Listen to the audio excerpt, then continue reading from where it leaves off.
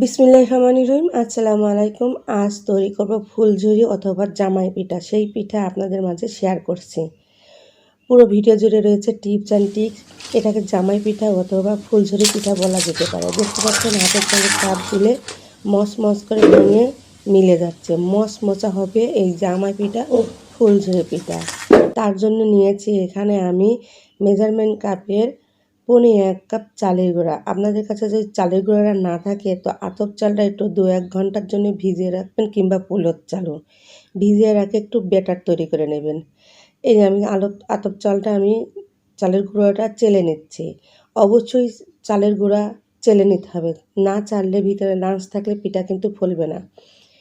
তো এই যে চেলে নিয়েছি। আর আপনারা আতপ চালটা ভিজিয়ে রেখে লিকুইড তৈরি করে নিতে পারেন। আমার কাছে গুঁড়া আছে, গুঁড়ায় নিয়েছি। আর নিয়েছি 1/4 কাপ এই যে ময়দাটাও চেলে নেব। তাহলে আতপ চালের গুঁড়া আর ময়দা দিয়ে আমার মোট হলো মেজারমেন্ট কাপের 1 কাপ। হিসাব করে তৈরি করবেন। হ্যাঁ, আমি এটাও চেলে নিচ্ছি। আর ফুলঝুরা পিঠা অনেকেই ঠিকভাবে তৈরি করতে পারেন না, ডেমো হয়ে যায়। আমার এই ভিডিও দেখলে আপনাদের ফুলঝুরা পিঠা দারুণভাবে হয়ে যাবে। আর নিয়েছে যে 1/2 টিস্পুন কালো জিরা, হাতের সাথে ডলে এভাবে দিয়ে দিচ্ছি 1/4 কাপ চিনি, দিয়ে দিচ্ছে হালকা করে স্বাদ মতন লবণ। আমার ভিডিওটি একটা করে লাইক দেবেন, আপনার লাইকটা আমার ভিডিওর জন্য শেয়ারের কাজ করবে। নর্মাল তাপমাত্রা রাখা 2টা ডিম ভেঙে দেবো, একটা করে ভেঙে দিচ্ছে। আপনারা মেজারমেন্ট কাপের 1 কাপ চালের গুঁড়ার সঙ্গে আপনারা একটা ডিম দেবেন। আমি এখানে একটু স্বাদ বাড়ানোর জন্য 2টা ডিম দিচ্ছি, আপনারা 2টাও দিতে পারেন। তো একটা দিয়েই পিঠা তৈরির নিয়ম, আমি 2টা দিচ্ছি। মেজারমেন্ট কাপের 1 কাপের সঙ্গে একটা ডিম দেবে।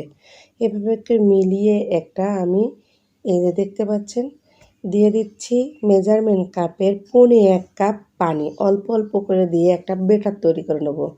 মেজারমেন্ট কাপের 1 কাপ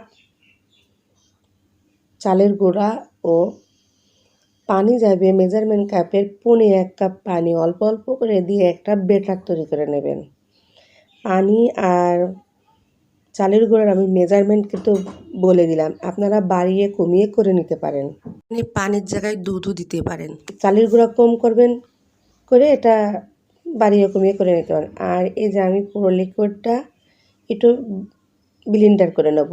আপনাদের ব্লেন্ডার না করলেও চলবে, হ্যান্ড উইস্টে ওইভাবে করে গুলিয়ে নেবেন। আমি হাতের কাছে ব্লেন্ডারটা আছে তাই ব্লেন্ড করে নিচ্ছি। এই যে এভাবে করে একটা আঙুল ডুবিয়ে দেখবেন, আঙুলটা যদি পুরো ঢেকে যায় তাহলে বুঝবেন আপনার এই ব্যাটারটা পারফেক্ট হয়েছে। তো আমি এটা ঢেলে নিচ্ছি, দেখতে পাচ্ছেন।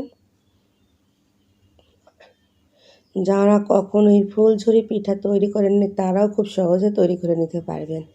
চলে যাচ্ছি চুলায়। আর এই যে পিঠার সাজগুলো আমি কোথায় পেয়েছি আপনাদেরকে অবশ্যই বলবো।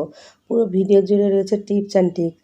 আমি যে ফ্রাই প্যানটা দিয়েছি, ফ্রাই প্যানের সঙ্গে এই পিঠার সাজগুলোও তাতিয়ে নিতে হবে, কারণ পিঠা তৈরির আগে পিঠার এই সাজগুলো অবশ্যই ভালো করে ধুয়ে নিতে হবে। আর ধুয়ে নিলে ভিতরে পানি থাকতে পারে, যাতে করে কোনো পানি না খেয়ে ফেলে পানি মুছেও যাবে না। এভাবে পানি ঝেড়ে দেখতে পাচ্ছেন পানিগুলো ঝারিয়ে পুরো শুকিয়ে নিতে হবে।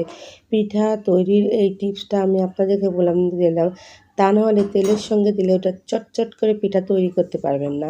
পর্যাপ্ত পরিমাণে তেল দিতে হবে, তা নাহলে এই পিঠা ফুলে উঠবে না। আর চুলা অবশ্যই লো আঁচে রাখতে হবে। চুলা কিন্তু লো আঁচে রেখে পর্যাপ্ত পরিমাণে তেলটা গরম করে নিতে হবে। তার সাথে এই যে ছাঁচগুলো ওইভাবে তেলের সঙ্গে গরম করে নিতে হবে।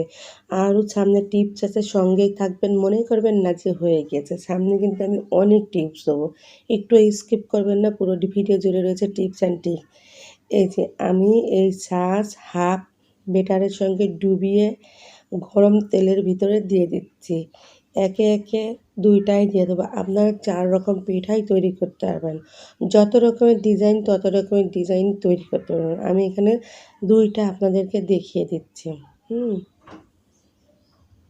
দেখতেছেন তেল যত ভালো গরম হবে, ছাঁচ যত ভালো গরম হবে তত ভালো হবে।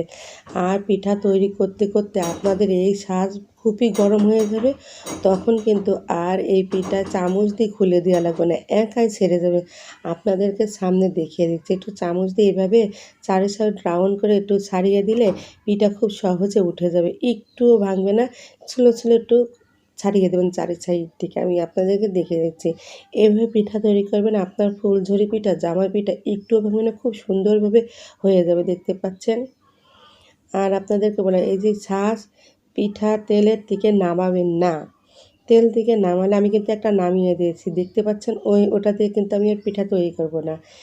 ছাঁচের ভিতর দিয়ে, ছাঁচটা তেলের ভিতরে দিয়ে খুব ভালো করে গরম করতে হবে। যত ভালো গরম হবে পিঠা কিন্তু তত ভালো হবে। এই যে ছাঁচ যত গরম হয়েছে, পিঠা কিন্তু গরম হওয়ার সাথে সাথে ছাঁচ কিন্তু, পিঠা কিন্তু এই যে গায়ের থেকে একে একে ছেড়ে দিচ্ছে। আপনারা আর একটু, ওই যে দেখতে পাচ্ছেন, একে একে গায়ের থেকে, ছাঁচের গায়ের থেকে পিঠা কিন্তু ছেড়ে যাচ্ছে। এভাবে করে ছাঁচ খুব পর্যাপ্ত পরিমাণে গরম করে নেবেন। ছাঁচ কিন্তু ঠান্ডা হলে আপনাদের পিঠা হবে না। আর চুলা কিন্তু লো আঁচে রাখতে হবে। চুলা লো আঁচে না রাখলে ডিম দেওয়ার কারণে মচমচা হয়ে সঙ্গে সঙ্গে পুড়ে যাবে। চুলা লো আছে, এই যে ছাঁচটা আমি নামিয়ে রাখলাম, ছাঁচটা আবারও গরম করে নেব। যত ভালো ছাঁচ গরম হবে তত ভালো পিঠা কিন্তু হবে। দেখতে পাচ্ছেন, আপনাদের একে একে আরও দেখিয়ে দিচ্ছি। ছাঁচ কিন্তু পিঠা তৈরির সঙ্গে সঙ্গে কিন্তু এইভাবে তেলের ভিতর দিতে দিতে কিন্তু ছাঁচ খুব ভালো গরম হয়ে যায়, আর তখনই পিঠা একের পর এক টপাটপ পিঠা সুন্দরভাবে হতে থাকে। দেখতে পাচ্ছেন, আমার এই যে ছাঁচ খুব গরম সুন্দর হয়ে গেছে, একাই কিন্তু পিঠা ছেড়ে ছেড়ে দিচ্ছে। চামচ দেওয়া খুব একটা লাগছে না বললেই চলে যাবে। যত পিঠা একের পর এক ভাজতে থাকবেন ততই কিন্তু আপনার পিঠা হয়ে যাবে। আমার ভিডিও ভালো লাগলে চ্যানেলটাকে অবশ্যই সাবস্ক্রাইব করবেন, লাইক শেয়ার কমেন্ট করবেন, পাশে থাকা আই বেল আইকনটি বাজিয়ে দেবেন, যাতে করে আমার পরিবর্তে ভিডিওর নোটিফিকেশন সবার কাছে, আপনার কাছে পৌঁছায়। আপনারা 2টা, 1টা, 3টা, 4টা করে ভেজে নিতে পারেন আপনাদের জায়গা বুঝে। আমার এখানে কিন্তু 2টার ছাঁচের বেশি ধরছে না, আর 2টা ছাঁচ দিয়ে আমি কিন্তু 3টা করে ভেজে নিচ্ছি। 4টা পিঠা কিন্তু দিতে পারছি না, কারণ একটা পিঠার ছাঁচ নামিয়ে ফেললে কিন্তু পিঠা হবে না। পিঠার ছাঁচ কিন্তু তেলের ভিতরে রাখতে হয়। এই যে পিঠা দেখেন, হাতের সঙ্গে একটা চাপ দিচ্ছি, মচ করে ভেঙে গুঁড়ো হয়ে যাচ্ছে। এইভাবে আপনারা তৈরি করে নিতে পারেন। আজ এই পর্যন্ত, আল্লাহ হাফেজ।